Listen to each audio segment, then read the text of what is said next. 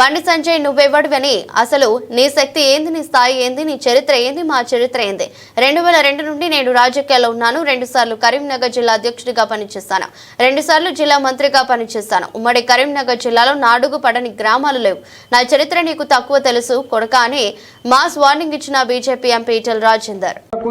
అసలు మీరు ఎవరు? అసలు నీ శక్తి ఏంది, నీ యుక్తి ఏంది, నీ చరిత్ర ఏంది, మా చరిత్ర ఏందిరా?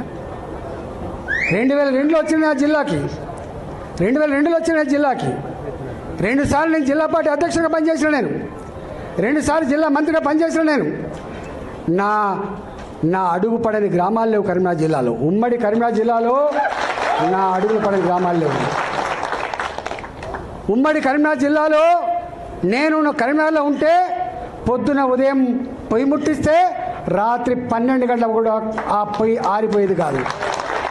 ఒక్క హుజరాబాదు, ఒక కమలాపూర్ వచ్చిన వాళ్ళు కాదు బిడ్డ, మొత్తం కరీంనగర్ జిల్లా మొత్తం వచ్చేది. పక్క పంటున్న జిల్లాలు కూడా అప్పుడప్పుడు వచ్చిపోయేది.